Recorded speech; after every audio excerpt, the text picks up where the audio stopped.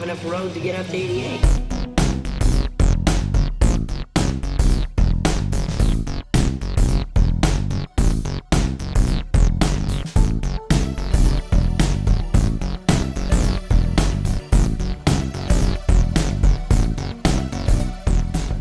Welcome back to another episode of Front Row Cinema, a movie podcast for movie lovers by movie lovers. I am your host, TJ Trimboli, and with me, as always, my co-host. I got a sly dog in the house who loves to monologue. Mr. James O'Reilly in the house.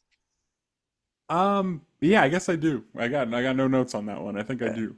Wow, well, the floor is yours if you monologue away. No, you can't do it on command. It's like asking a Ah. comedian to tell you a joke. You gotta let it come naturally. Oh, I see. He's got to ease his way into it here, folks. And that's fine. You'll have plenty of chances tonight, Jim, because what are we watching? We're watching The Incredibles. That's right. The 2004 animated Pixar film, written and directed by Brad Bird and starring Craig T. Nelson, Holly Hunter, and Samuel L. Jackson. Now, we got the DVD cover, as always, here, Jim. Which would you prefer? Would you like the DVD two-disc collector's edition, or would you like the 4K Blu-ray? Neither, Bob. Can I say neither? No, you must buy one for $1. Well, I don't know. Pick one then. I don't want to pick Fine. one.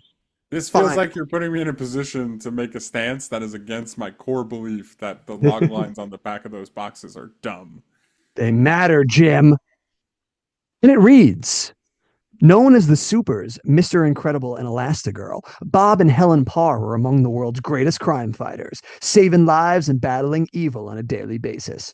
But 15 years later, they are forced to live civilian lives with their children, Violet, Dash, and Jack Jack, itching to get back into the game.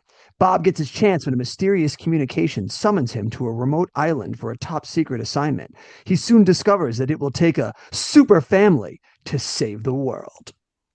Oh boy, Super Family. That was a pretty good one. Yeah, they got in there. That's pretty solid. I like that. Jim, do you remember us going to see this movie together? Yeah, this is actually the first movie that I legitimately really remember going to see. Like, for some reason, this has been in my mind as the one we first went to as like a large group. Even though that's obviously been proven wrong, like in the course of us doing this show. It's funny how memory works, because this is like the first one I really remember. Really remember. Let's see. Did I write on the back of the ticket everybody that came with us? I did. Wow, a who's who of crew members here, Jim. It was you, me. We brought Zach with us, Ryan, Brendan, and the first time we ever took a girl to the movies, Katie came with us. Yeah, I remember. Yeah. Yes. And not Ryan's girlfriend, Katie O from school. Yeah, because people will know the difference. Yes, they will. Totally worth putting that in there. For all those people out there in the know, it was Katie O. Yeah, I remember. We saw it, Jim. We saw this November 5th, 4 p.m. show, $5 ticket, baby. Beautiful time right there.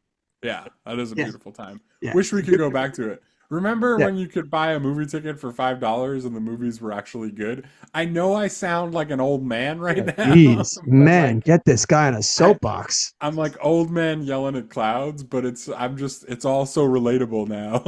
I mean, if you right, you can still go to the movies for $6. But the quality of What do you have movies to is go like definitely Saturday at like 7 a.m.? Like no. Jim, if you're an AMC Rewards member, Tuesday and Wednesday, $6 tickets all day. Oh, come on. Nobody wants to go on Tuesday. What? You wouldn't go? It's so busy on Tuesday. I don't want to go when it's jam packed. You're crazy. It's not that bad. You'll be fine. Okay. If You'll you be say so. fine. All right. You want a $6 ticket or not, soapbox? No, I want to be able to go to the movies after I get out of high school at 4 o'clock and see The Incredibles for the first time. And I understand that that's never going to happen again, but it's just what I want. You ask what I want, that's what I want. There's definitely a time to be alive. Walking home from school to the Toys R Us, getting that cheap $3 candy to sneak in. Hot box office girl laughing at our silly jokes. Simpler times. Yeah, Simpler man. times. What a Not a world. care in the world back then. Yeah, just walking in, happy as a clam, sitting in the front row. What were we thinking? I wonder why my neck hurts so badly these days. Yeah, I'm sure it's that. Now I sleep wrong and my neck is like, what did you do? But yeah, no. So I remember seeing this movie to answer your question, um, and I remember enjoying it too. I remember thinking it was really good. I don't think that's really surprising. I think I think most of us when we walked out of this movie were like, yeah, Pixar with another slam dunk. It Uh was incredible. oh, I see what you did there, good sir. What's also incredible is its box office run, my friend. So when we cue it up, let's dive into some box office numbers. Numbers, dates, numbers, dates, array, dates, numbers. Show me the money. All right. So The Incredibles, it's gonna open with a $92 million budget. Budget. Which, I mean, it feels high, but honestly, for a Pixar movie, and Pixar's kind of like first foray into superhero movies, I think it's reasonable. Yeah, I would say so. I mean, it Um, falls in line with like that's usually where its budgets are right about now. Because I think Finding Nemo that we did looking at it was also right around 94 million. yeah, and like when Pixar spends 94 million, I know at least in 2004 that they're probably getting some of their money's worth, you know? It's not like when Kangaroo Jack spends whatever ungodly number it spent, and I'm like, I don't know, Jerry O'Connell movie, you think? Like, Yeah. I don't Really? know. 90 million on that? Yeah. Um, but yeah, so it's going to open against the $92 million budget the weekend of November 5th through November 7th. Nice. The Opening only day. other movie, oh, actually, so we did two movies in this week. We did Alfie and Ray. Ray did not come out this week. That was the previous week. Oh, yeah, so just Alfie. Yeah, Alfie, yeah, you're Alfie right. is the only Ray's thing still we in the did this top week. five, right, but it's a different week, yeah. Yes. All right, so we just did Alfie. And yeah, Incredibles opens number one, obviously, with Of a course it does. $70.4 million. dollars. Ooh, hoo, hoo, hoo. Dude, it's been a while since we've had a big heavy hitter right there. 70.4 going to put The Incredibles in the number 14 slot of biggest opening weekends of all time, right behind Finding Nemo's 70.6 Oh. and ahead of Day After Tomorrow's insane 68.7. Man, we used to be a country. It's so crazy that the day after tomorrow did that well, that it's that high on the list. Like That's upon further review, that might be the worst movie we've done. just...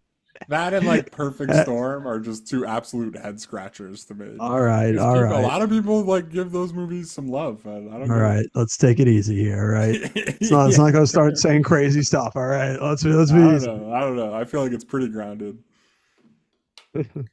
Now, But yeah, so oh, go yeah, ahead. go. I was gonna say what I'm curious to see is do we get a repeater at number one because we haven't had a movie that we've done spend number one multiple weeks in a row since Spider-Man 2. Yeah. And I mean, this feels like it's kind of in the same lane. It's coming out around the right time. You're like leading into the holidays. It's a big action adventure movie. It's got some broad appeal. Like you can take kids to see this, teenagers will want to see it. Parents, like parts of it will be relatable, you know? So I think you're onto something here. Going into weekend two, Incredibles, it's only going to have a 28.7% drop. Is phenomenal. With that high number, it's crazy. Like we've seen people get maybe 10 million and have a 28% drop, but there's nothing really to write home about. Starting over 70 and only dropping that much into weekend two is nuts. And they haven't even hit any of the holiday weekends yet. Weekend two holds number one with $50.3 million. Enough also to place seventh in the biggest second weekends of all time behind Star Wars Episode One's 51.3. So Right, which like is crazy company for this to be in. yeah, You know what I yeah. mean? Like, So like an absolute success on Pixar's hand again. Like they really everything they touched just turned to gold back then. yeah, absolutely. And then so going into weekend three, I believe this would be the weekend before Thanksgiving. It's the 19th through the 21st. Sounds about right. It's going to drop down to third place with 47.2% drop and Oh boy. $26.5 million. Still fantastic. Yeah, I mean, through this point domestically, it's pulled in 177 million, So like plus. we've made back the money. We've Right. made back the money. It's crushing it. Absolutely. Yeah. Yeah. I'm Pixar's gonna like, this shout is why out the you give movie us that 90. Pixar's like, this is why you give us $94 million, baby, because we put right. asses in those seats. Right, we're taking this to the bank and we're gonna have a sequel. You know what I mean? It's like so every all bets are on. I'm gonna shout out the movie that takes the first place spot this week, just because how is Incredibles supposed to compete against the absolute buzzsaw that would be National Treasure here in just a few weeks? Oh, dude, let me tell you, I cannot wait until we get to National Treasure. I do. I'm so looking forward to it. Like, I'm not even gonna like keep the mystery. I'm gonna glaze the shit out of that movie. Yeah. Okay, any movie that has Nicolas Cage saying the words "I'm gonna steal the Declaration of Independence" is all right in my book. Any way you can shoehorn those in there, and bonus points if he actually steals the Declaration of Independence. So good. Oh man, I can't wait. Incredible. Yeah, Incredibles. They were like, listen, we have to make way for other also like great movies. They're like, we're not greedy. We got our 2 weeks. We're gonna give it to the treasure. Yeah, but hold on, because it's not going anywhere anytime soon. So Oh, I'm sure this is gonna have a lovely time in the top 10. going into weekend 4, so this would be Thanksgiving Day weekend, I believe, the 26th through the 28th, right? Mhm. 11.1% drop down to $23.6 million. It climbs back up into second place Fucking ridiculously good holds. This movie's. and beats out the openings of the likes of Christmas with the Cranks and Alexander. Oh, man, Alexander never stood a chance. And this is the real crazy part, right? So we said it was like 177 plus. It was like 177.6 was where it was at domestically, like at the end of last weekend. Through this whole like Thanksgiving week, with that weekend we just went over included, it's up to 214.3. Like, So it done, pulled in like done another deal. like $50 million in that week. You know what I mean? Not like only half of it was in the weekend. Like Yeah, just phenomenal right there. Sorry, is a powerhouse at this point. yeah, going into weekend 5, it's going to drop down to fourth place. Big drop though, 61.8% down to right around like $9 million. I mean, that makes sense though. Thanksgiving holiday is over at this point. It's been out for about a month. Like it's big time is going to take a little backseat, but I bet this holds nicely for throughout December, just slowly adding a couple mil each week. Right, it's going to be racking up totals that most movies aren't racking up in their 6 week from what we've been looking at. Yeah, yeah. Most movies we've tapped out long before we get up to week 6. This is going to be like rolling in like 5, 4, 2, Yeah. 3. You know what I mean? Like you got God, Christmas weekend coming up. So man. A Incredibles good run at the weekend box office 6. just gets me so hard. Yeah, weekend 6. It's dropped down to sixth place, 44.1% drop, but it pulls in another $5 million. Like this is just icing on the gravy. Right, and we're up to 232 point, let's call it point 0.6 domestically. So another like 20 million over the course of that week. Beautiful.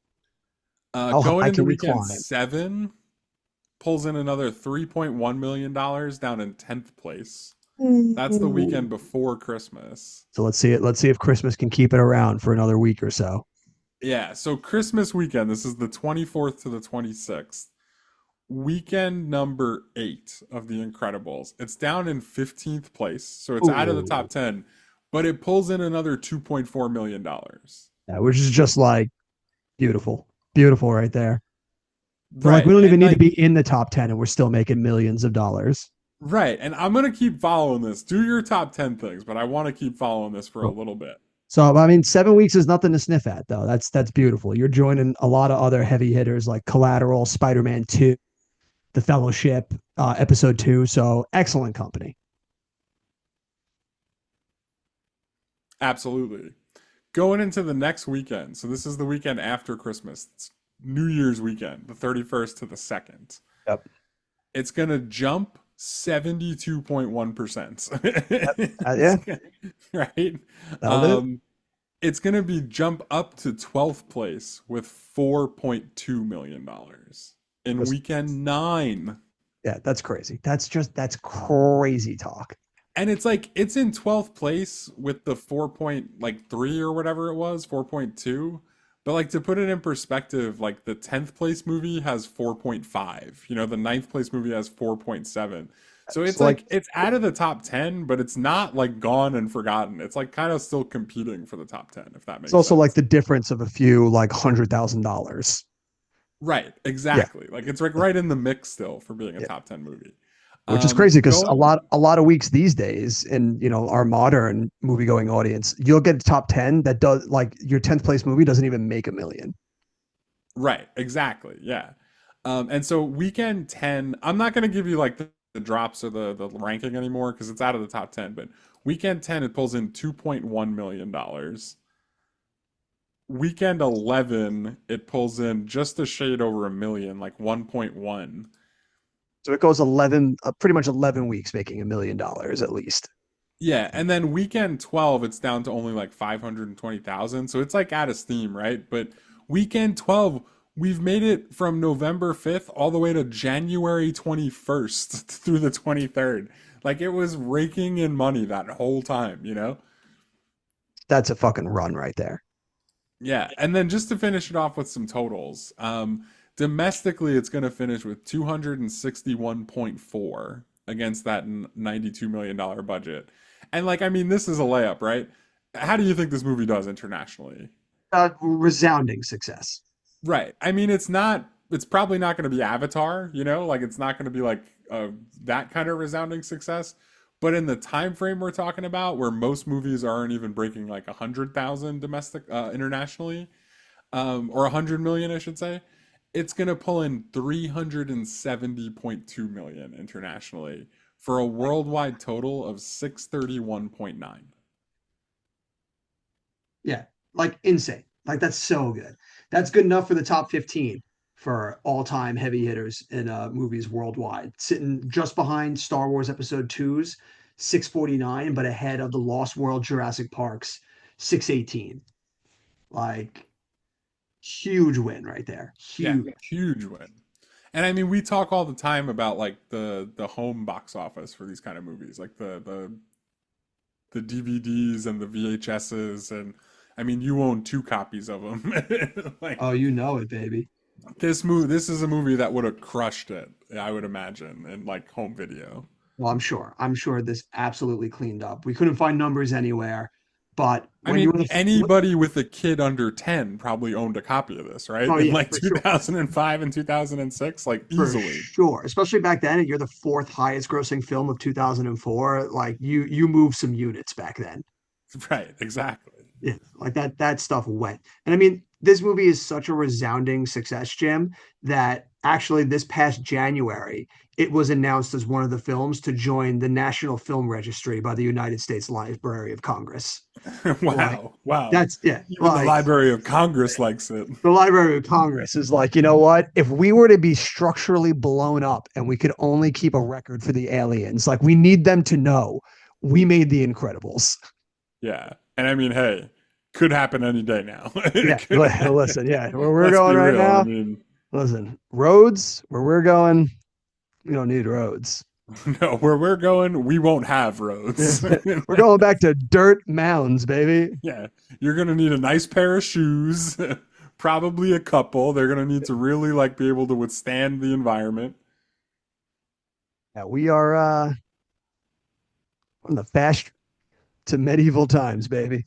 Yeah, but And the good news, not the restaurant.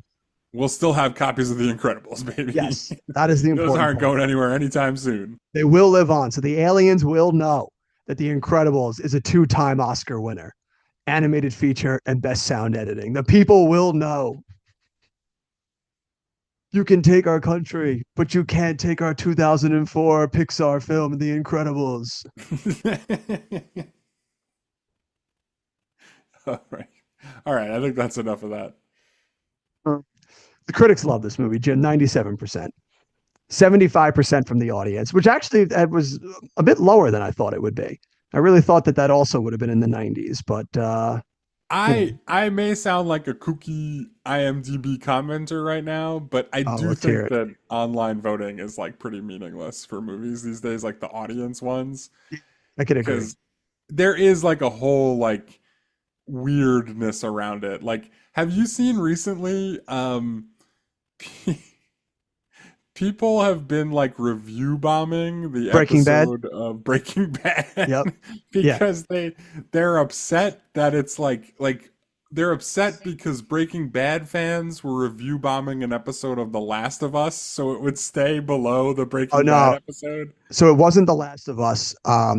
A Night of Seven Kingdoms, the new Game of Thrones show. Right, that was the most Yeah. recent one, yeah, Yeah. where Yeah. people Yeah. were Yeah. like review bombing the Breaking Bad one back so that it would go lower, so that A Night of the Seven Kingdoms would go above it. Which is just like, if you feel the need to do that, you probably should get off the internet and go outside. Yeah, Like, you need like a just, break. It's yeah, not that like, important. it's like if you're doing that, you live too much online. Like, you need to stop. Yeah, like this is like, come on, buddy, let's go take a nap. Like, Yeah, yeah. It's you're like getting too excited, buddy. You need to yeah, calm down. Let's like you're turn the lights off, take a nap. you've downed a liter of Mountain Dew. You got your Pringles next to you, or your chips. Like, you're too hyped up.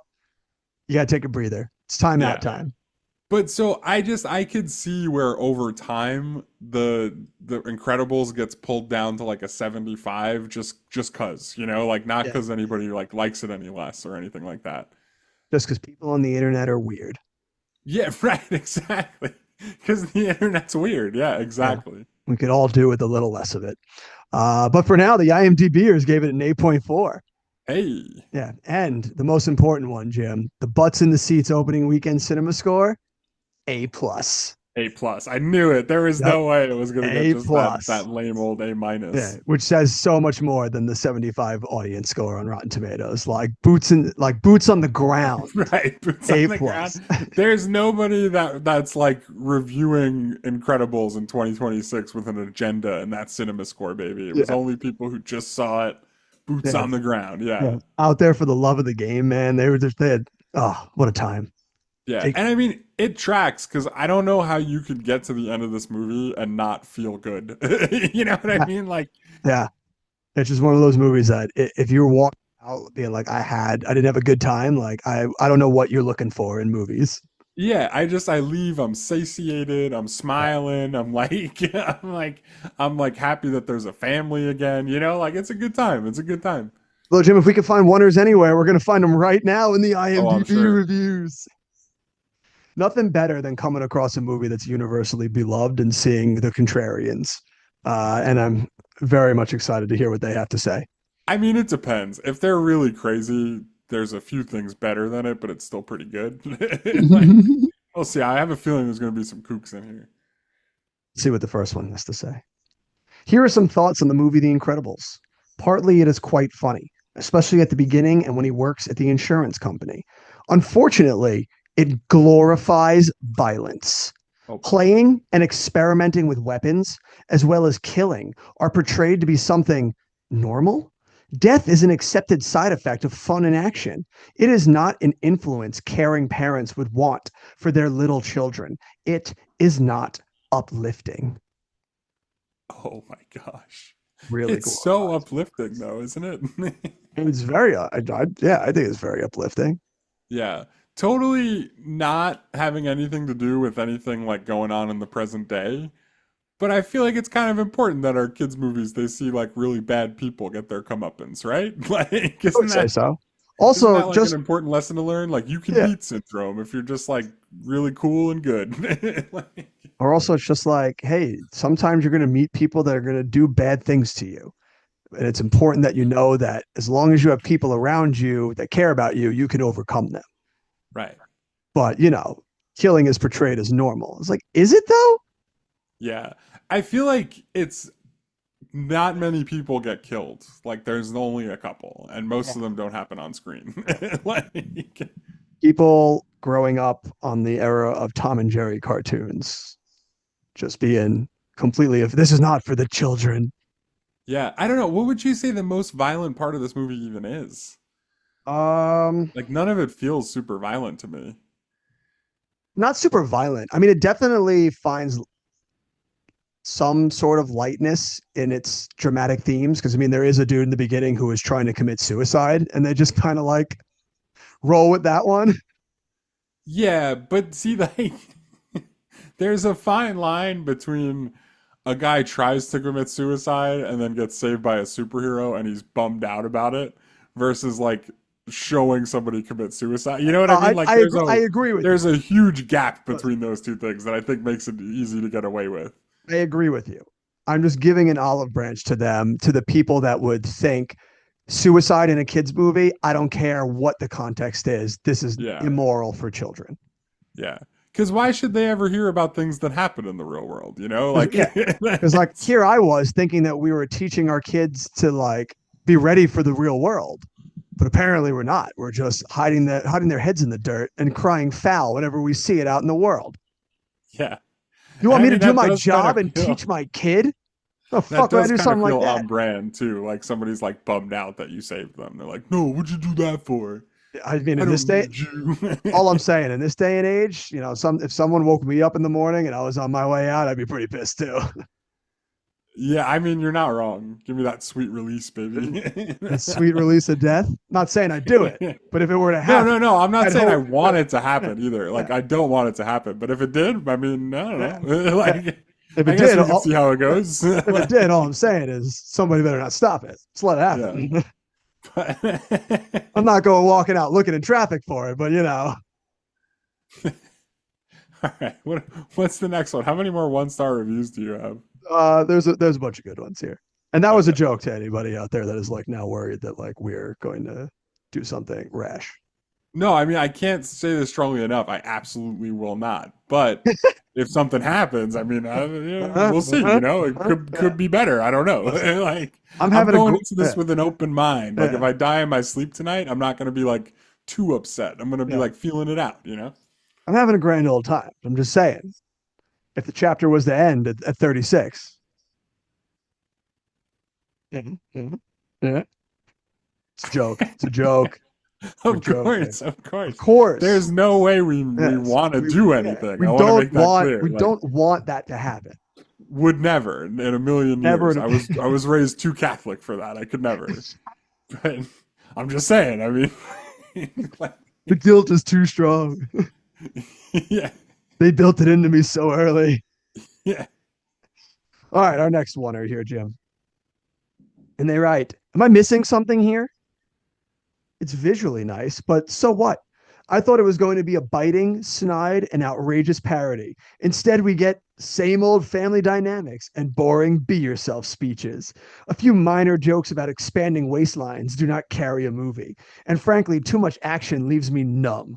The whole idea of a stay at home, not to mention incredibly nagging mother, was a bit tired. And I thought the black character was really insulting. Was it necessary for him to be jive talking all day? This movie is for people who actually thought Finding Nemo was good too. There's no way to say. I gotta say, I don't think for a moment I ever thought Frozone was doing anything other than just speaking like any other character in the movie. Right, right. It's like the insulting part is that you say he's jive talking. I it's know the like part. the only person who would say that about Frozone in this movie has never met a black person. Like it's just like a fact, you know? Like there's no way. I know the part when Frozone's going, I'm just reaching for a glass of water. I was like, I can't hear these Right. ebonics. This jive talking nonsense. That's so crazy to say that. And to say that like in a sentence where you're trying to make it seem like the Incredibles is racist. It's like, I don't know, man. I think you might be like pointing at the mirror. I'm just saying. Man, this dude got on a chair, kicked out all the legs, and thought he was still standing. Right. Exactly. It's so crazy. Also, why would you think The Incredibles was going to be a snide, like biting parody? I What gave you that idea? have no Like, idea.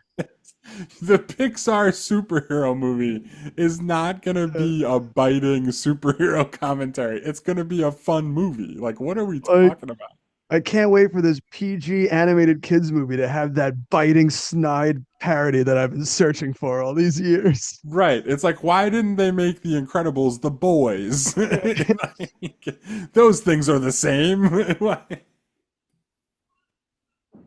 Oh man.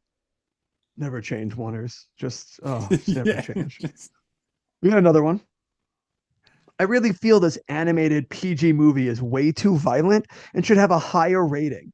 I watched an edited version from Clean Films, so it did have some things edited out. However, there was no way they could edit the violence because then you would have been left with nothing to watch. Had this not been an animated show, I really feel it would have been at least an R rating. How? Huns, bombs, shooting at kids, babies turning into devils, Oh no. robots trying to kill people. The list Jack's could the go on devil, and bro. on. I'm sorry, but this does not describe a PG movie and shouldn't be animated, which catches the eyes of our kids' attention.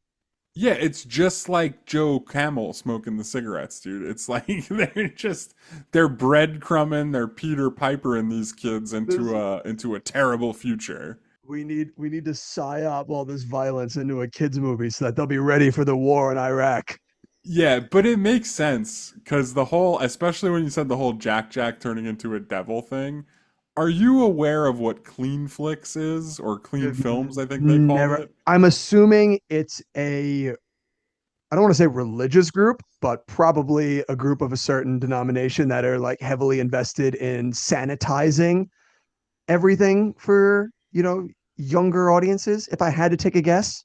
Yeah, sort of. Yeah. So it is like so the reason I've heard of this is cuz my wife is no longer like in the Mormon church, but she grew up in the Mormon church. Okay. And Clean Flicks was apparently a thing in Utah that was like pretty popular. It has now since been like sued out of existence because it was very illegal what they were doing. They just like not getting permission, just taking movies and just editing them and Correct. re Yes, correct. They were like just incredible. taking movies and just editing things out and like changing the color palette and then just like Incredible. selling them to people. Dude, even bootleggers in the city were like, Yes. So they would like do that and they would basically just like you said, like they would sanitize everything for like a Mormon audience. crazy. So like they would Just take bl- out whatever they needed to take out for it to be okay and then they so would like sell it to people. did they edit out all of the shots of Elastigirl's backside?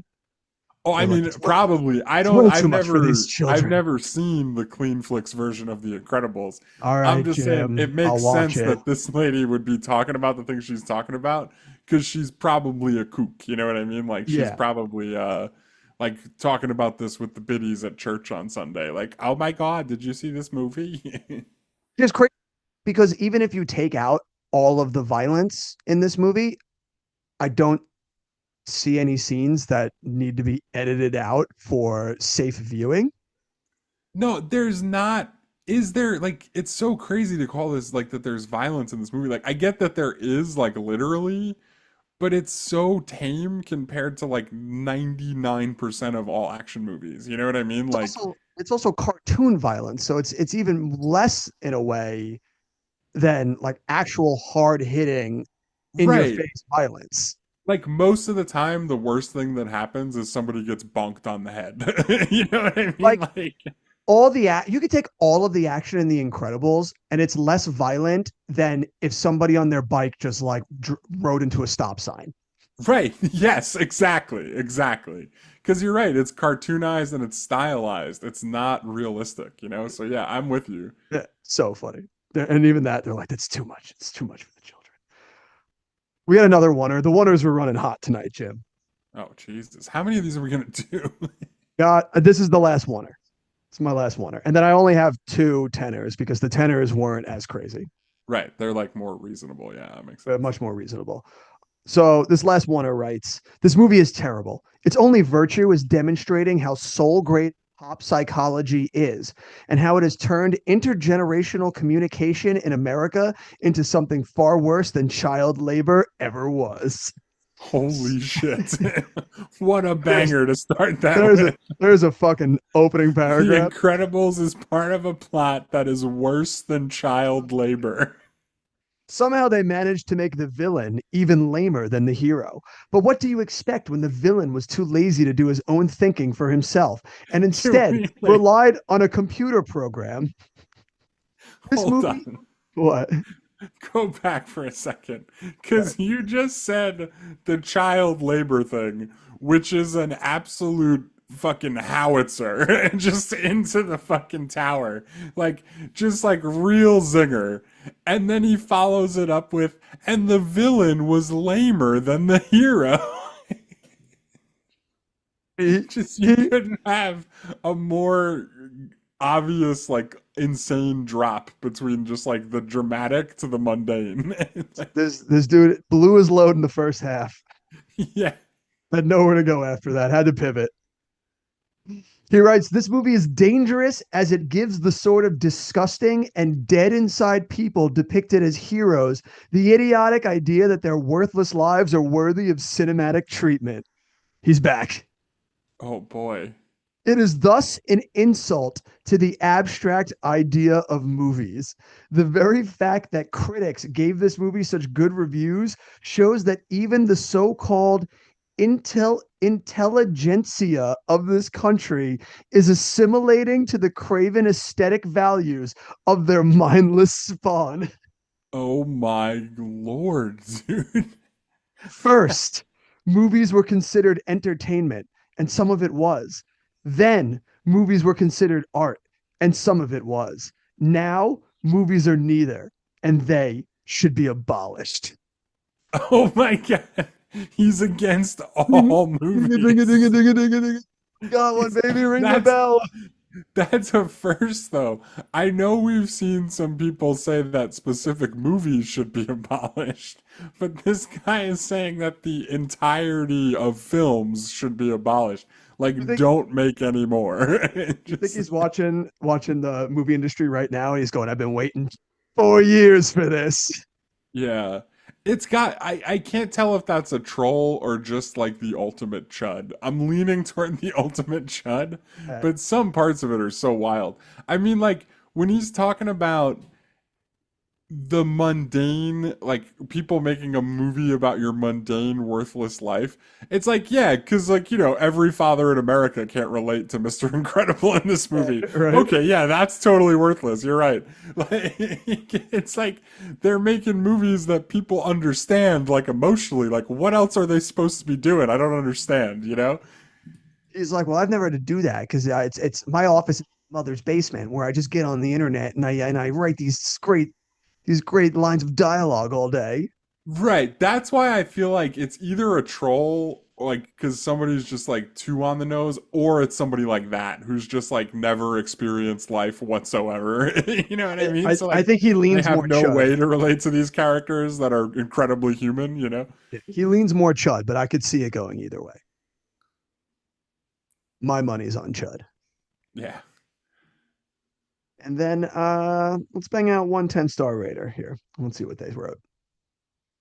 Finally, a movie that has heart, humor, and tons of great action. Better than most live action flicks.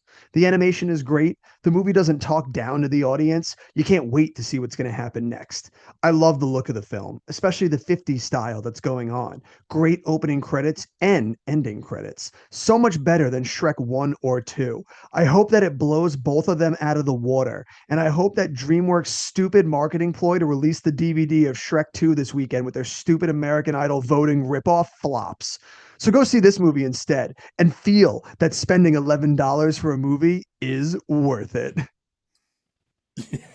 First of all, I spent $5 for it. Thank you very much. Um, the it's wild that even in this movie, there's people who are like, and we need to watch it and give it a 10 so we can tear down Like they the, literally the could have just evil ended. institution that is American Idol. They It's could just have so just ended crazy. after great opening titles and ending credits. But for whatever, then they just had to be like, but no, I got a bone to pick 1 and 2 in that Yeah, DVD. right. I watched a bit too much Fox 5 last night, so I gotta throw some of this out there on the internet. Just, oh man, it's so funny. Oh man, and that's the one tenor. The other, I had another one, but it's pretty much the exact same thing. Yeah, it doesn't feel like Glazing, there's a point. yeah, Yeah. there's really not much to go on. You got pretty much the gist of what all the tenors are like because this movie is, for the most part, pretty universally loved. And I think, for a fair portion of this, I think we're both going to agree on that. Yeah, of course. Yeah. And I mean, before we dig in, though, I do have some fan theories this week. Oh yeah, I live for fan theories. Here we go. They're gonna be like I Jack check Jack. every week. Jack Jack is Satan incarnate, and this is actually an Omen story. Yeah. So, I mean, there is one about Jack Jack. All But right, here we go. so I've kind of learned my lesson here. I'm not going to dig into too many of the weeds on these for Okay, Incredibles. There's too many. There's too many like places to of hit. course. So I'm just going to give you some quick like hitters here. Roll them. Edna Mode is Violet's mother. Why? Cause they both have straight black hair, I guess. I don't know. Like, Insane. So you're yeah, telling me hold that on. Mr. Let's see what Incredible Google had Gemini. Let's see how it expands on it. Some fans speculate that Edna is Violet's biological mother, pointing to their shared black hair, round noses, and the idea that Edna entrusted her to the Pars for safekeeping. Oh, okay. So Edna had a kid and needed to keep it safe and gave it to them. They're not implying that Right, Mr. and Incredible was having an affair and their first child was an Edna Mode child. well, I mean, I think that it goes both ways. I think that there's probably two camps, but yeah, that's the gist of it. I don't Okay. know why the millionaire fashion designer with like the high tech security wouldn't just keep her daughter. I mean, like I can't Especially imagine like especially since it seems that she doesn't really care to stop doing hero shit even after like they make the claim to the law. She's just like, fuck it, I'm still making super suits. What are you gonna do? Arrest me? yeah, right. All right, so there's that one. That's The infidelities theory. oh boy, here we go. Okay. Some fans interpret the first movie through a lens of severe marital strain, speculating that Bob's relationship with Mirage or his midlife crisis implied deeper issues, with the subtle pointing to the infidelities. What? It doesn't, I mean, so like, first I'm not of all, saying it. I mean, first off, the fact that that he's having a midlife crisis and there's like deeper issues, that's not a fan theory. That's just what the that's movie's about. yeah, that's That's in the not, movie. Yeah. you're not making this up. Like that's what they Yeah. were like very explicitly doing, you know? Yeah. Like they're Second of dangling all, that the there. infidelities doesn't sound anything like the Incredibles. They just both start with the letters IN. I don't know Yeah. what to say other than that. With that, are they trying to say that the time he spends with Mirage, we're not seeing all of it, and he's explicitly having that affair? Well, I mean, I don't think that that's what's happening. Maybe that's what they're implying, but I think the That seems to very be what they're obvious trying to thing. grasp at. Yeah, I think it's sort of there too. I think there is something to like if you're having a rough go in your marriage and you're now lying to your wife about this thing that you're doing, and when you're there, there's this really hot woman who like definitely seems into you. You know what I mean? Like that at least makes like they're definitely like at least poking at it. You know what I mean? Like they want it to be in there, you know? No, I absolutely think that's pretty overt too. Like they're not even really being subtle about that. Right. It's and it doesn't mean that he's actually cheating on her, but it means when he's there, like you're thinking that he's thinking about it. You know what I mean? Like Yeah, that's all it needs to be. That's all it ever needs to be. Like, because like that's real. Like if you're having a rough time in your marriage, and there's like this really hot woman you're spending time with at work, and she's like totally like nice to you and like is into it. Like, of course, the thought would at least cross your mind, right? Like, doesn't mean you yeah, do it, but like you'd at least think about it. You know? there. Yeah. So then what's the fan theory? I don't know. I don't know. I think like most of these, they don't make any fucking sense. They're He all just like like not really. he's just like my favorite fan theory is, and then describes the plot of the movie. It was like, what the fuck was that? Yeah. And then this is the one. So this is kind of the coup de grace. This one we're gonna dig a little deeper into. All right, here we okay. Actually, Let's well, hear there's it. one more quick hitter. Jack Jack is a premature, which seems like a really crazy way to say that he was born premature. Like he is a I- premature. Is he a Just premature like baby? Like yeah, that's the thing I've heard based people say before. based on nothing, I am saying Jack Jack is a preemie. Right, It's he's a preemie because that's why he has so many powers because he was a preemie, and that's the whole theory. oh, That's it.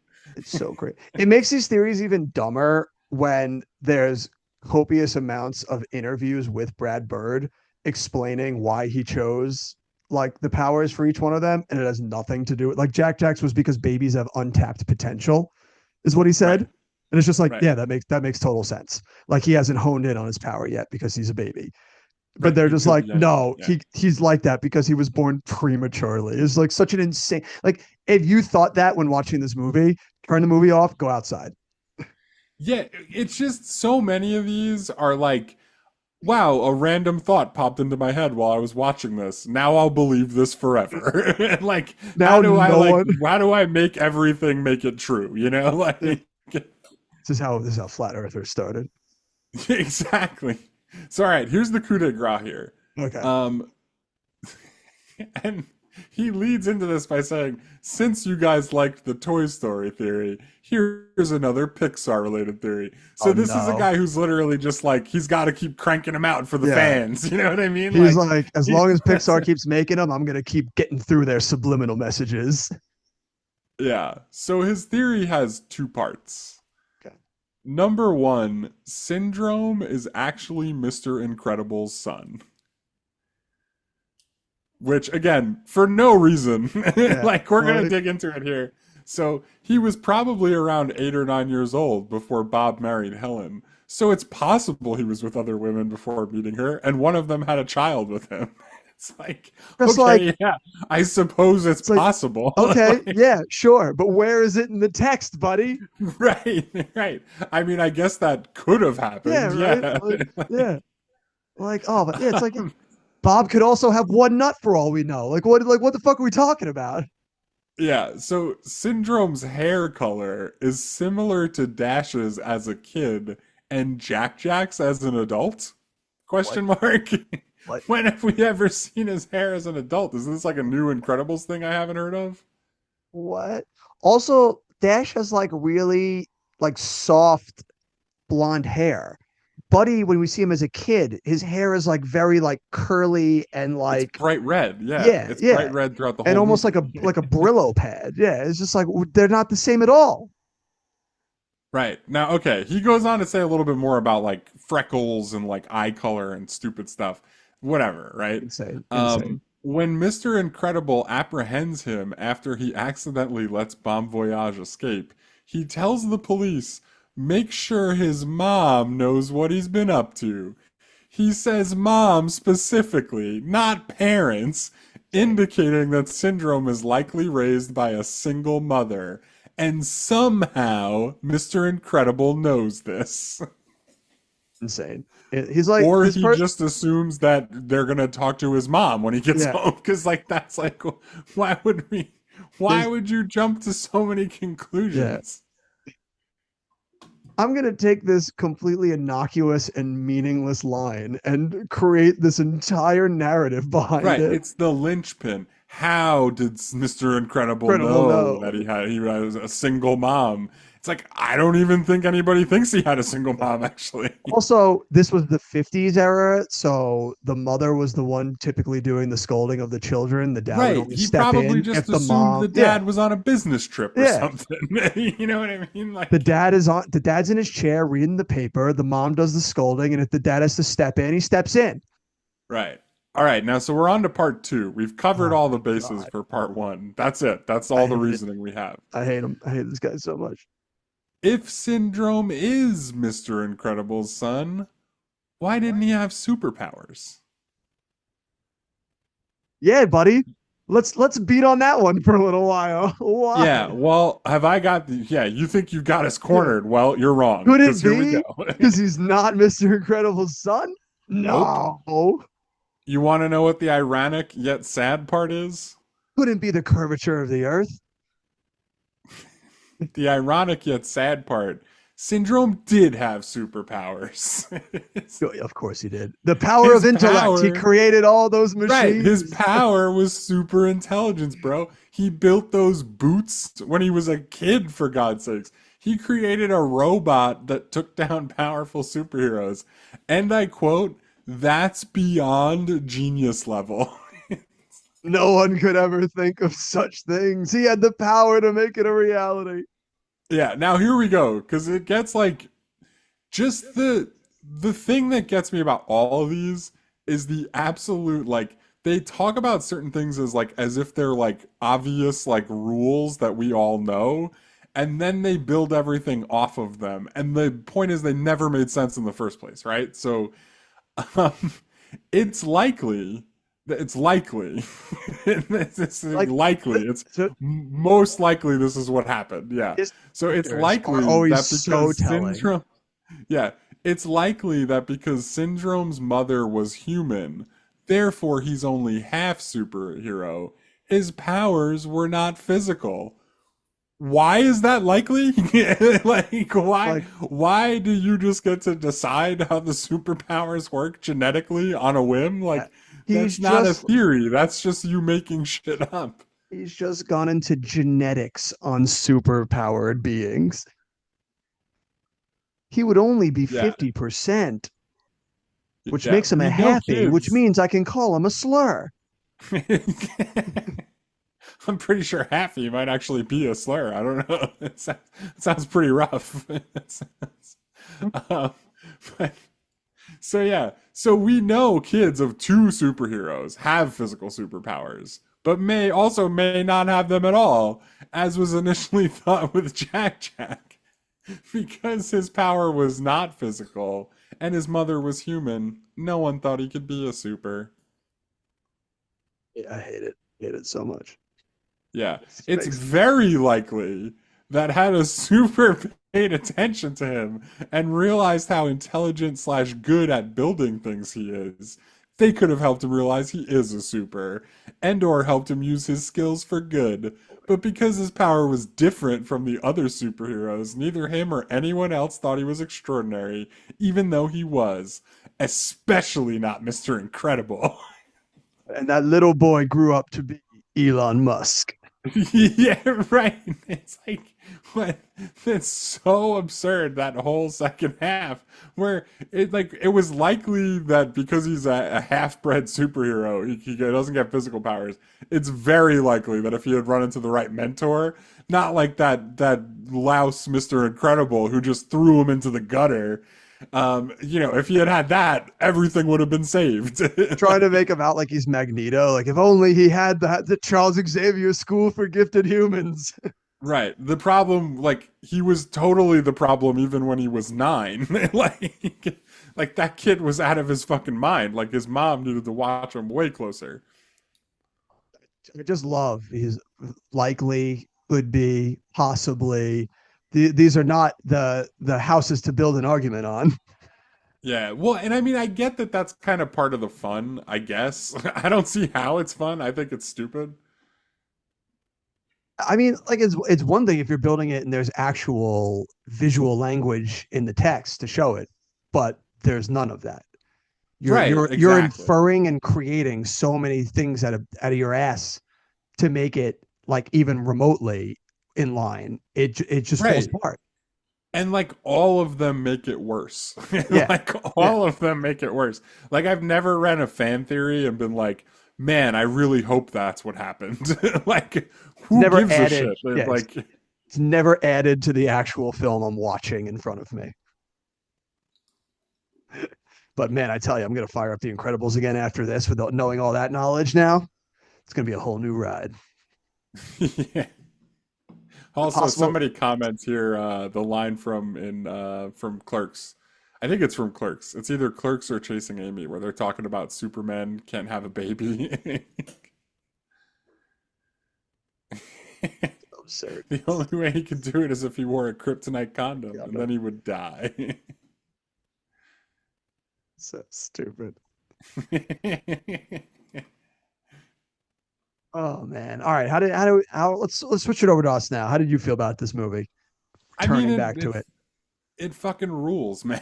Like It does rule. it's so tight, like it's so well written. Everything flows like so beautifully into the next thing. I mean, that whole opening sequence with Mr. Incredible being late for his wedding, um, and he keeps running into like all these like crazy obstacles, and then it turns into like the kid showing up when he runs into Bon Voyage, and that spins off of him saving the guy, and then like he does the whole thing and sends the kid home.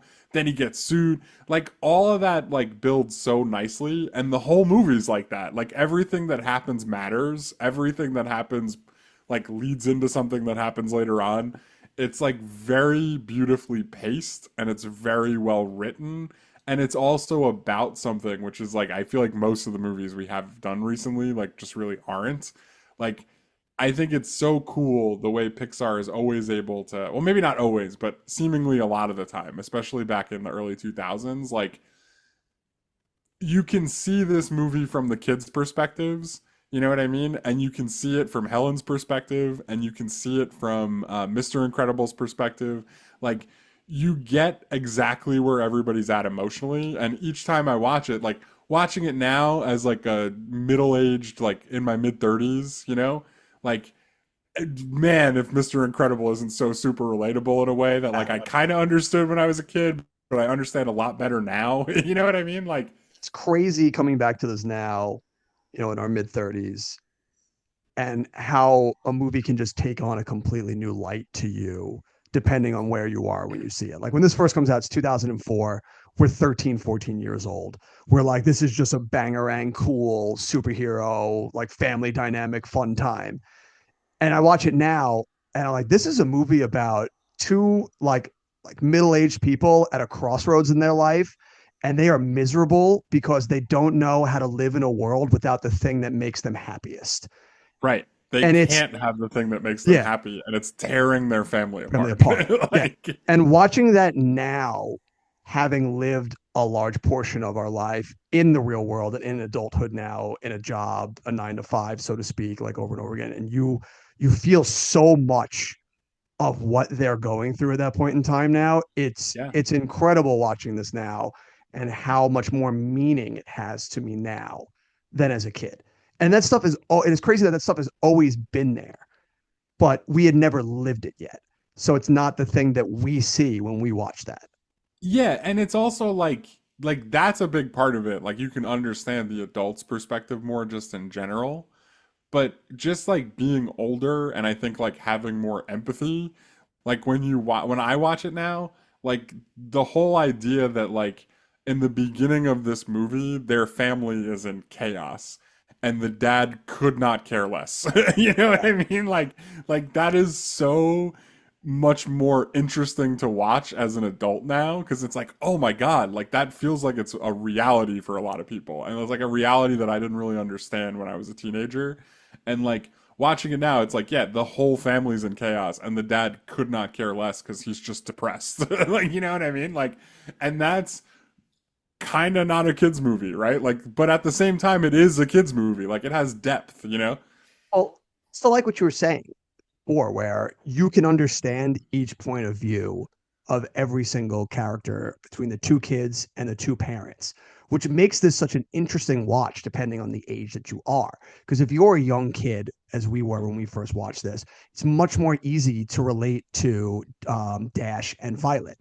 We've all felt as Violet in high school, especially we were in high school while watching this, Yep. being the person trying to navigate high school and teenage years and liking someone for the first time and dealing with that. You can also relate to Dash, where you're trying to just like enjoy something or get good at something that you're interested in high school, Yeah. and like Yeah. And loving a like, movie on that context. And then also now as an adult, seeing it from the point of view of both Bob and Helen. Watching it this time, I am like so on Helen's side throughout this entire movie. I'm like, dude, it is so not fair to her that she's just trying to make the best of a bad situation that she's also stuck in. And she can't even have her best support for her because he's just closed himself off. right. He's just completely shut off from Yeah. everything. Yeah. Yeah. And Like, yeah, it sucks to be yeah. Helen. Yeah, Yeah. it Yeah. does. And it sucks to be Bob and it sucks to be the Yeah. kids. And Yeah. like I love too like the stuff you were just saying about the kids, right? Like the way that it ties into the same exact theme you were talking about of like where Helen and Mr. Incredible can't do the things that make them happy. Like it's not only that they can't do it, but they have to pretend to be something they're not.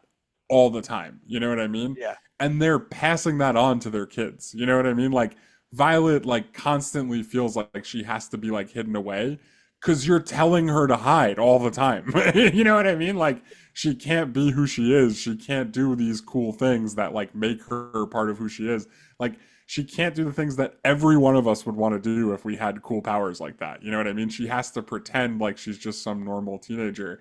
And like the way that that turns into her becoming like shy and closed off and like standoffish like is so cool. Yeah, well, And then like you have to wonder too the nature and nurture of it all, because if you're looking at especially what Brad Bird said here, I'm going to do my own little fan theory here. With ooh, Brad Bird talking about Jack being a baby and having different powers because it's untapped potential, that would make yeah, you think that at least Violet and Dash were both the same way. But that the parents' behavior of right. making Like them feel this way, they made Violet feel like she had to hide away. So she ends up getting the invisible force field because she feels like she has to hide from the world. The second born, not going to take that lying down, becomes a rambunctious ball of energy to rebel against the system in which he's been placed. yeah, this is a fan theory. Yep, you've Yeah. entered fan theory Yeah, territory. yeah. It's a Because fan like theory, but it's at least there in the text. Like, no, see, like I think you're taking it a step further when you're saying that they like turned her into like it's the in the Invisible text, Woman. baby. No, no, I'm just Like, posing the question. I don't actually think if maybe that was in their thought process or not, but it's an interesting layer. well, I just think that like I do think there's a connection between her powers and the way she acts in the movie. I just think it happens to be like a convenient way to like build the character out. You know what I mean? It's not necessarily that anybody like turned her into that. It's just something that fits who she's going to be in the beginning of the movie very well. Like so like of course they made it that, you know? Um but yeah, like the way that they're teaching her to hide, and then the way that they're like doing exactly the thing that they hate about their life to Dash, where like he's just a like a 9-year-old boy. He just wants to go run and like play sports with his friends. That's like so many 9-year-old boys are like that. You know what I mean? Like at least back then they were. I don't know anymore. Like I guess a lot of them probably play a lot of video games now, but like they like that's such a natural thing for him to want to do, and you guys telling him he can't do it is like borderline child abuse. You know what I mean? Like and like you feel like you're pressured into telling him he can't do it, and he resents you for it, and you resent yourself for it because you can't have any of the things you want, so fuck him, you know? Like all that stuff, that's in the text. Like that's and it's so relatable that it doesn't even need to be all that explicit. It just feels like it's so perfect that they're passing on the same trauma that they're going through to their kids, you know? Fantastic. I also think another fantastic little wrinkle that they do to it to really make Bob as miserable as possible is I love the idea that a dude who has spent his life in service of helping other people is then forced to become an insurance salesman. Right, right. And where his job is literally not to help people. Yeah, Yeah, like his it's boss so is good. literally knocking on his door daily, being like, "Why are you helping these Yeah. people?" I love that scene where he's like, I'd love to tell you to go down to room 303 and do this, but I can't do that." And he's like pulling out the pen for her to get her to write it. He's like, Yeah, yeah, yeah, Gon, like spelling it for her. It's like, it's so good. yeah.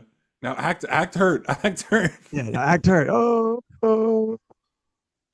But yeah, he knocked it out of the park in building those family dynamics between the four of them. So that way, at any point in time, I am fully in and fully believing into every like plot that these four characters have to go through to finally become like a loving family. Yeah, absolutely. Because it's not just plot, it's actual story. You know what I mean? Like, you're seeing them work through the bad place they're in the beginning of the movie. All of them. And, like, they're going on an interesting way, an interesting road to do it. You know what I mean? Like, Mr. Incredible starts to get there by lying to his wife about Wife. it and Yep. like breaking all the rules and like fighting like giant robots in the jungle. You know what I mean? Like everything he's not supposed to be doing. And that just like, yeah, that's like, that could just be the plot of a superhero movie where it's like, oh, a guy comes out of retirement and like goes and like gets sucked into this like job and then it turns out to be bad, you know?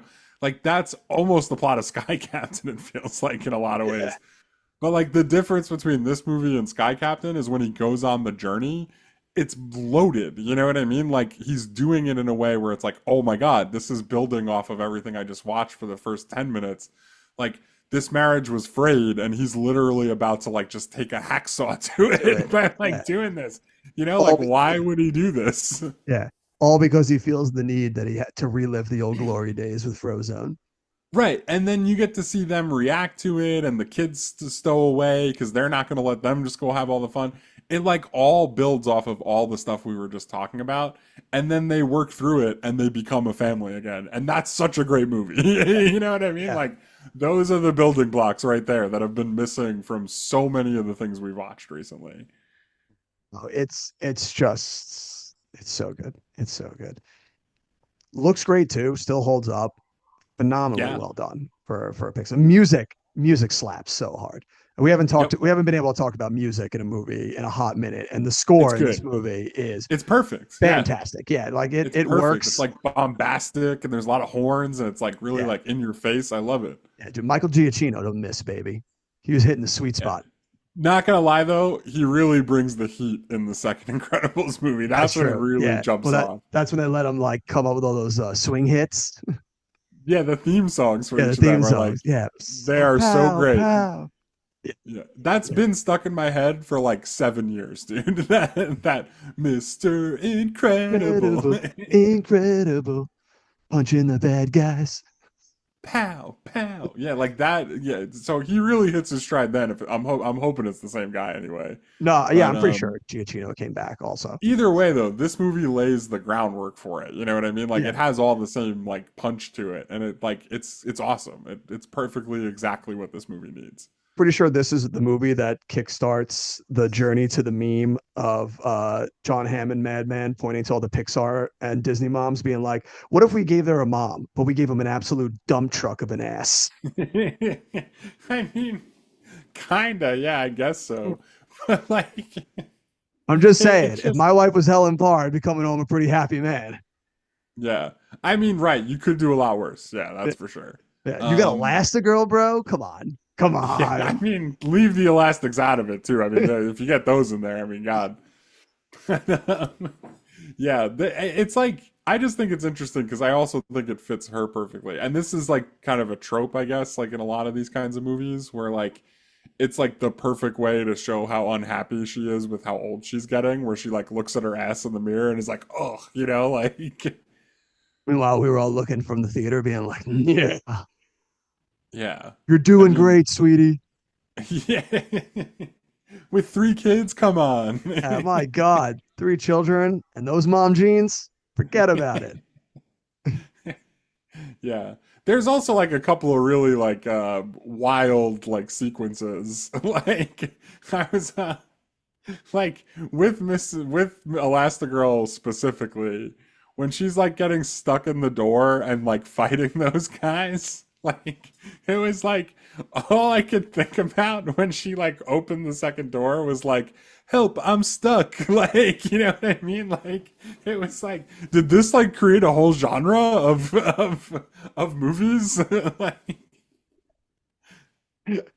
So absurd. yeah, I mean, I just that popped into my head when I was watching it, and it felt like not. It didn't feel like it was by accident. Let's just say that. Brad She Bird knew was what he like was doing. practically on all fours, like stuck in that door. Like it was very suggestive. Let's say. But yeah, well, I mean, just look at fucking like all of Mirage. It was like, man, oh man.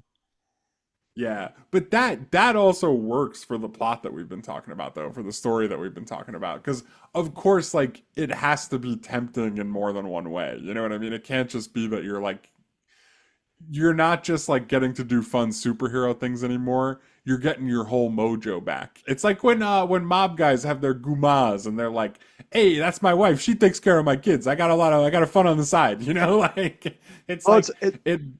There Yeah, has to be a hot chick when he feels like he's getting his groove back because she's got to be part of it, you know, and he it's got to just make him wonder. he just likes to be adored. The man needs the glamour again. Yep. Come on, he was flying there in style, eating shrimp. Right. And there's not just one Mirage when you're saving the world regularly. You know what I mean? Like there's a Yeah. lot more than one. Like and he But I love knows. though that it seems like for him, the real Mirage, the real hot chick for him is fighting the robot every time. Yeah, He's I like, mean that's listen, that's the main reason he's yeah. there. I'm just saying like the movie does a good job of like reminding him of those fringe benefits, like that he would definitely fall right back into. He's like, listen, when you're coming back after a big jam, like, and you're just really looking to let that release go off, there's Mirage. Yeah. He's gotten around. How else do you think he had syndrome? Yeah, you're right. It's no other way. What'd you think of the villain in this, by the way? I like it. I like that it's a reflection of a moment in like Mr. Incredible's life where whether, meant to or not, inadvertently creates his own like biggest threat to his life. Because it's not like he's like looking out to make a villain, but he's much sterner with Buddy because he's become what's kind of like a child nuisance to him, just like following him around. He treats him more like kind of like a little bit of a pest to swat away, not Yeah. realizing that it's going like not having the empathy in those situations is going to do more harm than good for him in the long run. Yeah, I guess I could see that. Yeah, where it's like you probably should treat a kid buddy's age with like at least be like somewhat excited about the things he's excited about so he doesn't go home and be like everybody's stupid. Like we get he's annoying, like I would think he's annoying also, but at the same time, like you're literally a superhero that is like right, like stopping people from blowing up buildings and saving people from trying to kill themselves off of a building, and he like looks up to you, and your response is to like get the fuck away from me all the time. Yeah, Put but him in a so literal cop car and send him on his way. here's where I think you're a little bit off though, because Buddy's not just looking up to Mr. Incredible. He's doing exactly what they're doing later on in the movie. And this is also something that I think like the best movies do this, where everything like slightly just adds a little bit of a tie to that bow, and it's all built off the same foundation. Buddy's trying to be something he's not. He's not a superhero. He's not Syndrome. The second he gets a chance to save the day from something he literally built to save the day from, like he has the remote that controls it, he blows it because he's not that guy. He never will be that guy. He doesn't have superpowers. He doesn't belong anywhere near Bon Voyage when he's robbing a bank. He's just going to get in everybody's way like he does in the movie. Um, and the whole movie as an adult is him trying to not accept that. Like he's trying to be something he's not. The same way they're trying to not be superheroes, he's trying to be a superhero, and they're both equally wrong. Like he's got no business doing any of the stuff he's doing. You know what I mean? Another great inversion of the villain to the hero. Although I'm Right, pretty sure I was exactly. told that his superpower is super intelligence. Right. Also wrong. No, it's not. It's not. He was not intelligent. He was able to build some cool gizmos. His plan was ultimately very flawed. Listen, Like, he built some great tech, sold it to the government, bought an island. right. You know, Elon Anybody, Musk. right. Oh, Anybody who syndrome, is syndrome. halfway intelligent would be like, I'm a billionaire. I'm just gonna go enjoy the rest of my days. I don't need to try and like become a superhero and have everybody Mm, adore me. mm, Like, I don't know, Jim. I mean, yeah, all the people you're thinking of, not intelligent. That's what I'm saying. Yeah, Like, yeah, fair point, fair point, fair somebody point. who had super intelligence would have sidestepped this whole mess. They would have never end up in that airplane like turbine. Oh man, that's too funny.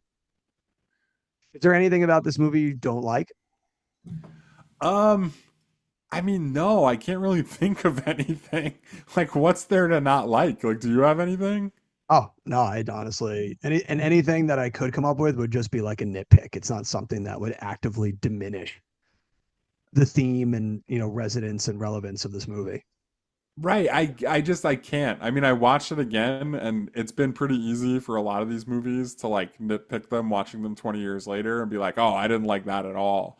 And I don't I nothing stood Yeah, out to me this time, it's like watching incredible this movie. when you can come back to the movies that hold up and feel timeless. Yeah, and it comes back to where we started off talking about this, which is the writing is very tight, the story makes sense, and it progresses forward at a nice pace. And if you do that, like there's a really good chance I'm gonna not have anything bad to say about your movie. It's super funny. This movie is hilarious at times, I think. Yeah, there's definitely some good laughs. Absolutely, yeah. The just this like and it's amazing that they're able to take again like we've talked about heavy themes and still put like a light enough spin on them because while it is absolutely depressing and relatable to watch Bob go through an absolute depression midlife crisis, they do find ways to make his annoyance at everything really funny. Yeah, no, he's hilarious through the first part of the movie. Yeah. That's part of what makes him so relatable too. It's like, could you imagine when you came home from work if there was a kid just on his tricycle, like staring at you every day? That Catching would you make me lifting so mad. yeah, Like, catching but you you lifting the can't be car up over mad your at the head. kid on his tricycle. You have to be like, "Oh, hey, buddy, what's going on?" You Yeah, know, like it's like you can't be a dick to your neighbors, but like, man, that would just drive me up a wall. you're right. Be like, God damn this fucking kid. You go ride your bike in front of your house. Way over here. Best line in the movie, by the way. Yeah, let's Um, hear it. when they're firing him at the insurance job and he's like looking out the window and he sees the guy getting mugged, he's like, that guy's getting mugged out there, and they're like, let's hope we don't cover him. Like, it's like, like that's all he's thinking about is like, man, I hope that guy bought his insurance from somebody not us. Like, Just to fully rack home how terrible that person is. yes. It's just such a Honey, small bit, like you could like miss it in a blink if you weren't paying attention, but it's so funny. where is my super suit? Yeah. Hey, hey, hey. I don't want to hear any of that jive talking around here, all right? Sorry, sorry. Relax. I'm just getting a drink of water. Oh man. Is there anything that we haven't touched on yet? You feel Nah. I mean, I think I hit everything I wanted to hit. yeah, I think we pretty much touched on everything. Just an excellent movie. Just one of the best from Pixar. I'm very curious. What do you think the Raj Man gave this movie? I'm Roger Ebert. Been a scene from the best film of the decade. This is a great film. I mean, I'm if there gonna was say that he gave it a 4. That's my guess. That if it there gets was a ever a perfect score. slam dunk, it would be The Incredibles. But actually, he gave it 3.5 out of Oh, 4. Raj, you chicken. Raj, yeah, you coward. Didn't he Half, give the Passion of the Christ a 4? yeah, Like, give me a break, Raj. half stars are for Raj. He writes that the film alternates breakneck action with satire of suburban sitcom life and is another example of Pixar's mastery of popular animation. I You feel know? like Mastery would be a 4 there, Yeah, right. Raj. I don't think you hit master levels with a If they tortured 3.5 out of Jesus in the 5. middle of this movie, would you give it a 4? Yeah. Like, Oh my God. golly. They crucified Bob Parr. It's No, Mr. Incredible. The like, nails just bounce right off his hand. yeah, they should just remake the Book of Clarence, but with Mr. Incredible playing the Mr. main Incredible. character. There you Did go. you ever see that movie, Book of Clarence, by the way? Yes. Yes, I did. That movie was bananas. Yeah. Wild, wild, wild time. Talk about selling me a bill of goods. They made that movie seem like it was going to be fun. It was not amazing. very fun. It's amazing what a good trailer can do. Yeah, seriously. All right, Jim. All eyes turn to us now. There hasn't been a 5-star rating since Spider-Man 2. Yeah. I So the mean, question now I'll be remains, final rating. yeah, I'm gonna give it 5 stars. Yeah. It's like, Oh, what could I possibly take off for? I couldn't think of a bad thing about it. yeah, you're right. Jim, you giving The Incredibles 5 stars now ties us for 5 stars given at 9 apiece. Oh, Like, you're giving this a 5. Don't even yeah. try and play me right now. But I guess I'm gonna have to go one more up on you because I'm also Yeah. giving The Incredibles a 5. Trying to slow roll me. Get out of here. There's just no doubt about it that this is what we watch movies for, people. And it will join the other perfect tenors, which we have elected not to rank, to just all sit collectively right now until we had enough of them. Do we ever decide Yeah. what was enough I perfect I just tens? I don't see the point of Or we don't. ranking them. Yeah, right. We just I just do don't them. see the point. Like we both obviously agree that they're like perfect Perfect. movies as far as we can tell. So what are we trying to figure out which one's more perfect? Like it sounds Everything. Yeah. so At that stupid. point, everything's just semantics. So we'll just do it in order that we've done the movie. So it'll sidle in with the rest of them. Do you remember the other Perfect 10 movies, Jim? There's 5 other Perfect 10 movies. Get them all right, I'll give you a cookie. There's 5. 5 other ones. If Um 3 of them should be a cakewalk. I know Titanic. Titanic is up there. That was our first tenor. 3 of them should be a cakewalk. Hey, hey. Lord of the Rings, The Fellowship of the Ring. I'm gonna throw out there. Yep. Yeah. So then the other Um, 2 should be pretty simple. Also gonna throw out Lord of the Rings, The Two Towers. Yeah, on there. So And then we didn't watch Return of the King already, did we? that was 2003. Oh, okay. So then that one. Yes. That Yep. one. There's one other one that got a perfect 10 out of 10 and is a Perfect 10 out of 10. another Don't tell big. me anything yet. I won't. You want the genre? Sure. Action adventure. Action adventure. Okay. It's not King Arthur, is it? No. Yeah. You imagine? I'm trying to think because I know I gave the first Harry Potter movie 1, but I don't think you gave that a 5. I have not given any Harry Potter movies a 5 yet. Yeah, I've given 2 of them a 5, which is crazy because I don't Yes, even you- like Harry Potter movies. Yes, you have. Yeah, yes, you have. Like I would say I like maybe 15% of the Harry Potter movies. I've given 2 of them a 5 already. It's not Ladder 49, is it? Got me again, the son of a bitch. Ah, take that. I don't know. I'm kind of drawing a blank. Action adventure. Yeah. Was it Spider-Man 2? I gave Spider-Man 2 a 5-star. You did not. Okay. You've actually given no Spider-Man movie that we've done so far 5ers. Well, isn't that the only one we've done? Oh, no, we did We did the both first of 2. them. We did Spider-Man 1 and 2. I don't know. I'm drawing a blank on this last one. Action adventure was not enough. Action adventure. Oh, is it? It's not Seabiscuit, is it? Enough out of you. Action adventure, Orlando Bloom. Oh, it's Pirates. Yeah, Yes. duh. Yep. Of course. Pirates. Yep. So The Incredibles, the first animated movie, now joins the perfect 10 out of 10.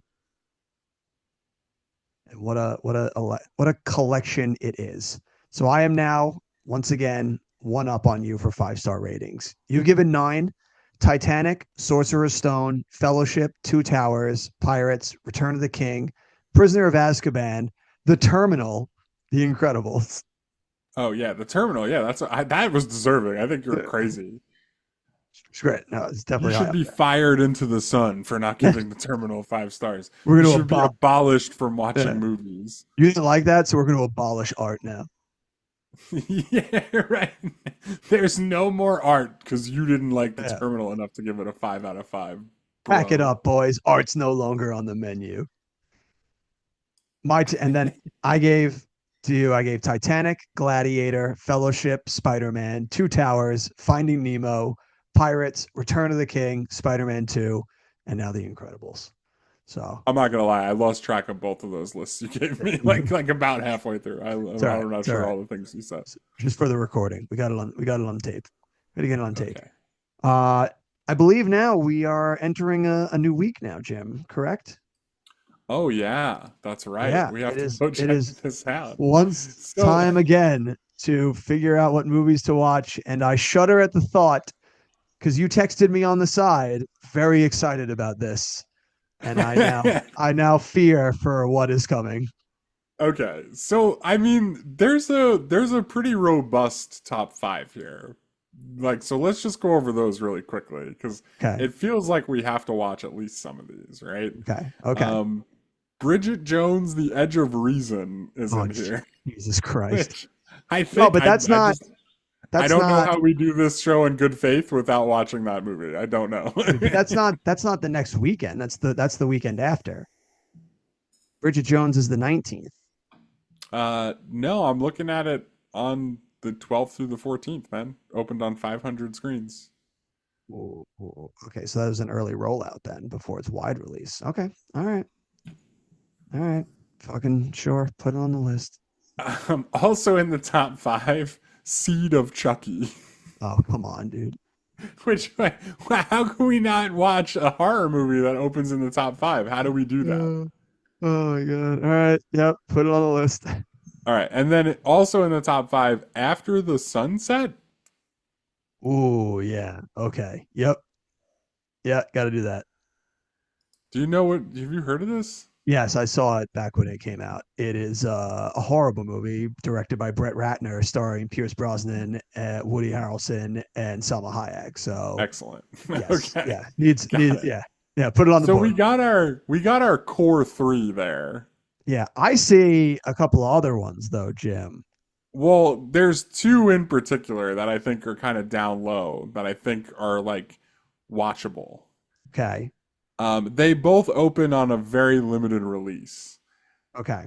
So the first one, which I think is far less controversial, um, is down in 26th place, Finding Neverland. I that was one of the ones I had on my list here. Also, was we absolutely have to do Finding Neverland. That I remember loving that movie when it came out as a kid. So for sure, throw that one on the board. All right, so now here's where I make my case for doing five Okay. movies for this week. Okay. And I think, have you ever heard of the movie Kinsey? Jim, that was the other movie I saw here on my list. Yes, with Liam Okay, Neeson. Yep. we have to watch Kinsey, right? Like, how do you Yes. not watch the Liam Neeson movie about Alfred Kinsey? Yes. We also have to do that. Does it not show up as coming out on yours yet, Jim? Because I also have here, if we really, really want to hate ourselves, coming out this weekend, The Polar Express, the Robert Zemeckis, Um, no, Tom mine Hanks. shows this is the second week of the Polar Express. Wait, what? Hold on. That yeah. So the Polar Express opens on the 10th, which is that during the week? Yeah, It but has to be. they would still call it the opening weekend, wouldn't they? Like the first weekend? Maybe it We've had a seen movies really open on holidays maybe it had a before. really limited release the previous week because it shows the Polar Express comes out on the 10th, and then the rest of these movies is the 12th. Yeah, it's definitely not on the prior week's list. I At wonder if least maybe unless they it's like, that must just be like a typo then saying it's the second week, or they just didn't record whatever they did prior to that for something. yeah, maybe it's a typo. I don't know. But I don't see it on this list. I mean, I guess we have to do the Polar Express. So then we're Yeah. doing six movies? 6 movies from this. This is we're gonna be lock in, Jim, because we're about to have a hell of a time. Yeah, we're gonna be here for a while. And then like following up the next week with National Treasure and the SpongeBob movie. We're November is about to be giving us many seasons greetings. It may be March here, but we're in the season of giving right now. Honestly, the week after looks pretty light though, so it makes sense. We could probably do like load this week up and then just do like a couple the next week from what I'm looking at. Okay, so All right, so then does that mean the next movie we're doing is Kinsey? that the lowest grossing one of them. I think so, yeah. Oh boy. Which like I I have seen this movie before. I remember finding it incredibly weird and off-putting and like but Yeah. also in like a way that was kind of fascinating. Remember, I watched it when it first came out, and I don't think I was mature enough to get a beat on it. Let's say I that. mean, there was definitely some parts that made me laugh that probably will still make me laugh. There's one that comes to mind that I'm not going to say right now. I don't, because I remember nothing about this movie other than it's Oh my Liam God. Neeson and he is like a pioneer in like sexology or or whatever. Yeah, Yeah, I don't want to yeah. give anything, I don't want to give too much away. Let's just So, say the warden guy from Silence of the Lambs does some very questionable behaviors. all right, let's go. I'm ready. But all right, so all right, so the it seems like the rotation is Kinsey, Finding Neverland, what was after that? Was it After the Sunset or Seed of Chucky? It was Bridget Jones, The Edge of Reason. For fuck's sake! All right, Bridget Jones. I mean, you have to watch Bridget Jones, man. You got it. Then there's Seed of Chucky. Then it was Seed of After the Chucky. Sunset. Then After the Polar Sunset, Express. and then we'll finish with Polar Express. Then Okay. we should treat ourselves by just watching Incredibles again. Yeah, it's amazing that we've got a lineup of 6 movies here, and there's only one of them that I'm honest to God excited about watching. I'm excited about watching, so I'm at different levels of excitement for him. Finding Neverland is pretty meh, could care less, right? Crazy. It's the one I'm Kinsey, for. I'm excited for the memes, but I know once we watch it and then actually have to talk about it, I'm not going to be excited. It's going to be a real bummer, actually. Bridget Jones, I'm excited. Seed of Chucky, I'm excited. And After the Sunset, I'm excited. The top ones, I'm pumped about. The only one I've actually never seen the Polar Express. I've always just kind of been like, yeah, I'm okay on that one. And I've never seen Seed of Chucky. So it's at least I two. don't think I've seen Seed of Chucky either. This will be nice. This will be some good. Nice. Some good. I've never seen Polar Nice change of Express pace. or After the Sunset or Bridget Jones, The Edge of Reason, actually. Yeah, most of the Or I Finding saw Neverland. I These saw are going to Bridget be Jones. all first time watches. Yeah, a lot of this is either first time watches or I haven't watched since 2004. So that's going to be cool. All right. Kinsey next week. That's going to be a party. What was the last thing you jammed on? I watched Predator Badlands yesterday. Nice. Yeah, thoughts. How do we like it? I thought it was pretty good, man. I thought It's overall it was good. It's fun. Yeah, it's fun. It's a good time. I thought it was pretty good. I didn't really I'm kind of over. It felt like there was a real shoehorning in of the Alien stuff. Franchise. Yeah. Yeah. Having said that, not my favorite. Yeah. Having said that, though, Elle Fanning, hell yeah. Oh, are you saying she's a total babe? Total babe. Thought we were above such things. I am not. Never claimed to be. Total babe. She's also great. No, just a phenomenal actress. Yeah, she was good in the movie. It just it's another one where I get that there has to be an actual plot to the movie, and I think as movies go, Predator Badlands did pretty good. It just the trailer felt so much more epic, where I was hoping that they'd be able to get more out of a guy just going to a planet that is trying to kill him and trying to kill the biggest baddest thing there. You know what I mean? It felt like the movie about halfway through shifted gears, which fair enough, a lot of movies do, but I didn't necessarily love the gear shift. But I mean, I think it got to a good ending anyway, but I felt like it was not quite as what I was expecting. Still overall, it's a fun enough time. When he goes back to his home to fight his dad, I'm like, fuck yeah, bro, let's go. Yeah, it's awesome. It's awesome. And then when the ship shows up and she's like, nope, that's my mom. It's oh no, are they making another one? Well, they won't, because it didn't make any money. Well, it made money. I was going to say, not. I did the classic 2026 move where I was like, now I have to go see if this was a success or a flop to see if I'll ever get a payoff for that. Yeah. I mean, it did all right. Looking at you, Alita Battle Angel. Bring me the one they call Alita. Well, speaking of Pixar movies, the last thing I jammed on was the new Pixar movie Hoppers that just came out. Oh, nice. Yeah. I feel like I've missed the last 5 Pixar movies. I couldn't even tell you what they were even. Yeah, I mean, they've definitely become more hit or miss and in these later days, but they still just have such a great grasp on story that even movies that aren't all-time classics by them are still better than 75% of everything else that comes out.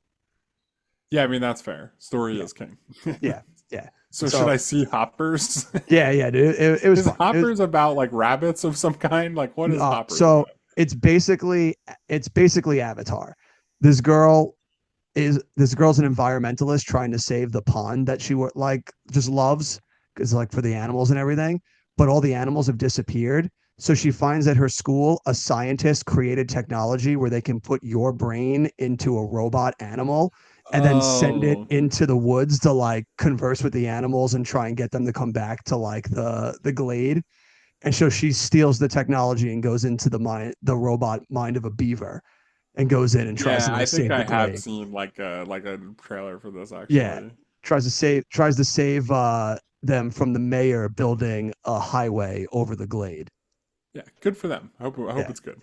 I'm probably not gonna watch it. Yeah, it's fun. No, it's fun. It's very silly, wildly hilarious at times, but takes a very odd politicians and billionaires are just people too, and we should work with them to help like Yeah, build and take care of animals. And I'm like, have you met a politician or a billionaire? yeah.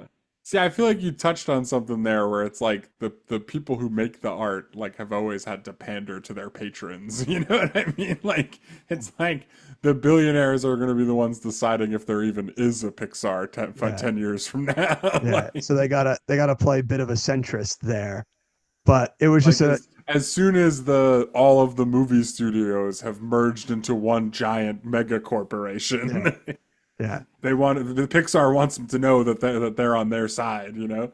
So with that message, it was a little bit of irony watching that movie while my president is bombing oil fields halfway across the world, and there's Yeah, black right, acid right. rain Yeah, raining down from listen, the sky. we gotta work with these people, all right? They're not so Yeah. bad. Like, And come on. they're like, listen, if we want to get stuff done, we got to work with them. And it's Yeah. like that guy is It's certainly literally raining acid. Yeah, it's certainly an interesting take when like we're in the midst of like a global pedophile ring being unveiled with like multiple like rich people and like there's the only thing they have in common, it's not like politics or like anything else, it's just the fact that they have a lot of money and they like young girls. Like it's a interesting take to have in that climate, just saying. Definitely a stance. Yeah, right, right. But despite that, still a fun movie. I had a Yeah. good time. Yeah. And Sorry, I'm sure you didn't think we were going to talk about Epstein when you brought up Hoppers, but here we are. dude, that's the rabbit hole we go down sometimes, baby. Yeah. Hoppers just leads us into there was nowhere to go but there. I mean, Hoppers like walked right into it. I'm just saying. It's true. Yeah. Yeah. You know, like when they were hopping right into those beds, those sick fucks. Oh, Jesus Christ. Christ. All right, we turn it over to you people now. Watch these movies for yourself, form your own opinion as always, and join us back next week when we dive into that sex pest himself, Kinsey. And as always, we'll see you at the movies.